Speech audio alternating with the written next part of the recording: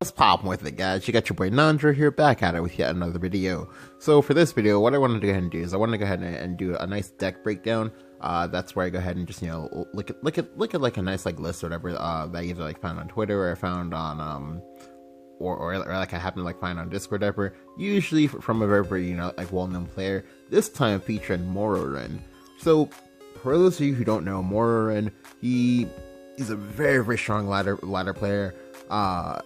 Okay, so he actually is well, I'm not gonna say like the originator guy, like, but he is the person like most usually credited with the full like Latham sword, the one we saw like last season, where you're just like sure just like weren't playing Arthur or anything like that, like where you're just like playing like just like nice curve, and then you play Latham or whatever. You're basically just like playing better cards.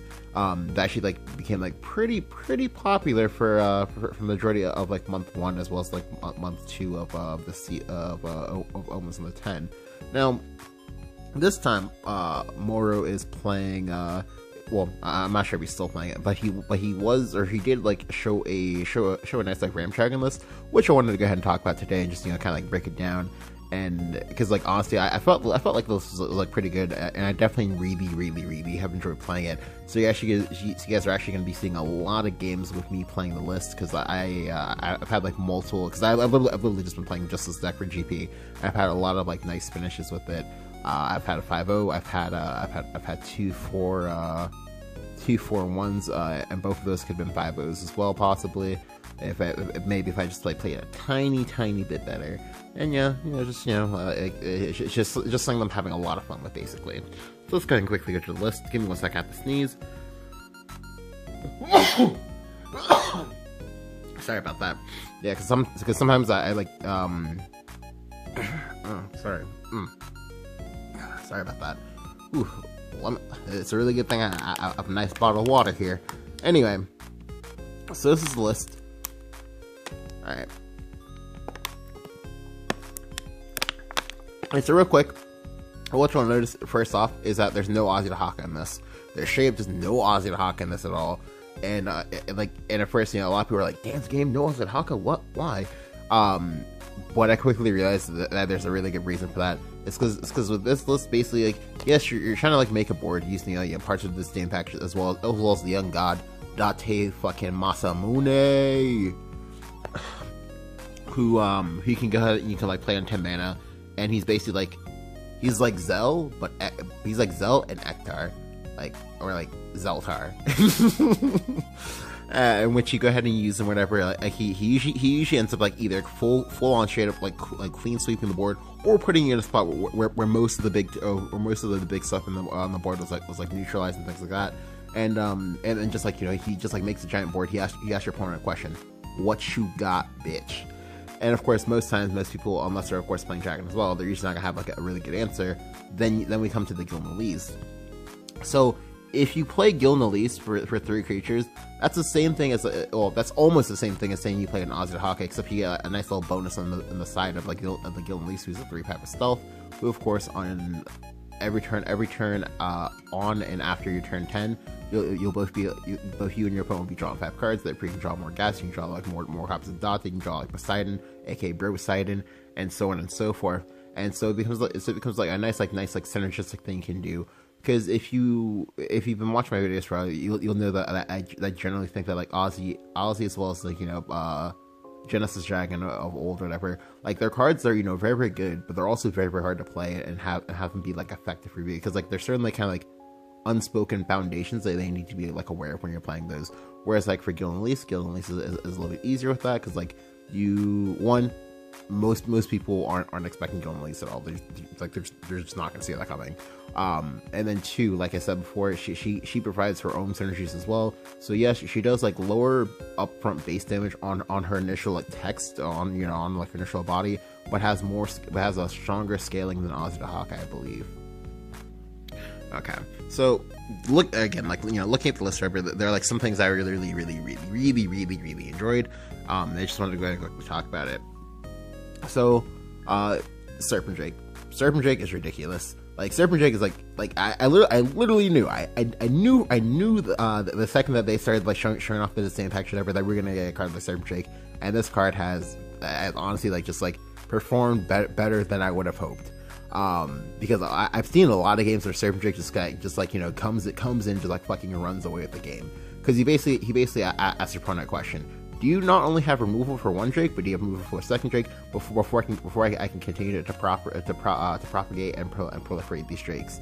And I've seen games where either like me or my opponent or you know, someone I'm watching on stream or whatever, where they just go ahead and like they turn one Drake, right? They turn one Drake into fucking like 4 Drakes, and that like you know that's a lot of stats, and that's a lot of bodies on the board. That's like say, hey, you know what's popping? You know, like show me your switches and show me your outs. And of course, you know, people don't have them because obviously if you did, you there wouldn't be that many Drakes in play. But again, you know, I've seen this happen quite a bit, and it's like very satisfying to watch. Well, for me anyway.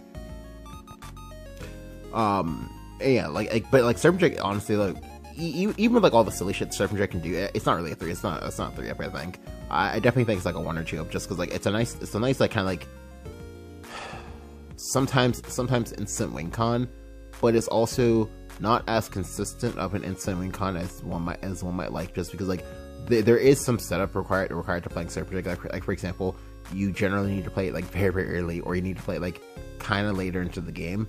Like post like turn 10. Like so for example, like most times when I play Serpent Drake, I usually try to play it on either 4 with using Serpent Drake plus a 1 mana activator, or you should try to play it on like turn 10, and that's usually involving again, you know, another 1 mana activator, as well as also making a Date play in the same turn, and just like following up that stuff. Roy. So I know a lot of people have been like, yeah, you know, fuck Roy, you know, like Roy is not worth 3 slots, and you know, to some extent, I can agree with that. However, one thing you have to be really careful about when you're playing Dragon right now is that PDK is still popping, right? PDK is still popping. PDK is also super annoying because, you know, care to touch, yet you can't touch her because she's underage, Kappa. And Royce is like very good at like, you know, touching that ass, because hey, 2 mana deal 6 is quite nice indeed.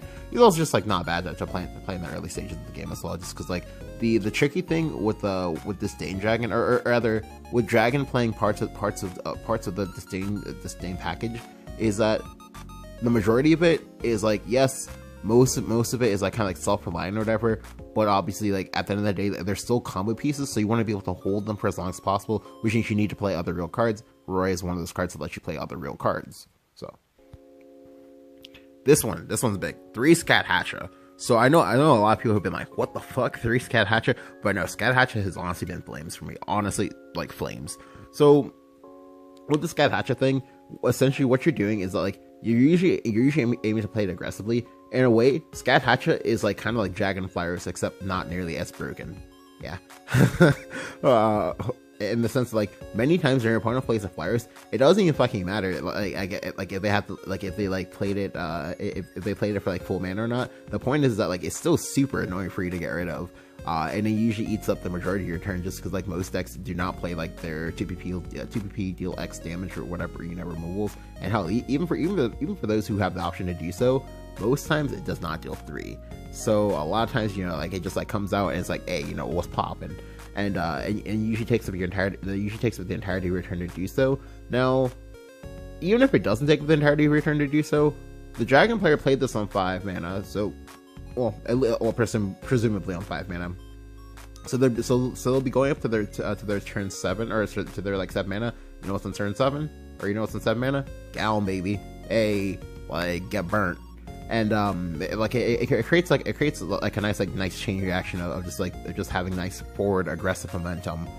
So I've like really been enjoying that a lot, and it's definitely perfect for people who like tend to play Dragon a little bit more aggressively at times in the early game, which is something that you can actually do as Dragon, which you want to be able to, like, you know, capitalize on.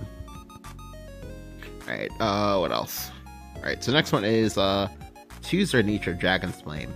Well, let me just go ahead and show off this nice animated one. Hey. Anyway, so Nature Dragon's Flame is a card that I've been like very adamant about. Like, the card is very good, but it's also very underrated. Like, honestly, like the card gives you like literally the same stats as Ektar as well as Arthur. Like, 2 cards that many people would tell you were both busted. However, Like this one requires an Evo and feels a little bit worse without an Evo, but it's still very, very good. Because like, well, sorry, it requires an Evo. It also requires a little bit of like board sculpting, which I can like talk about in another video, hopefully, if I remember.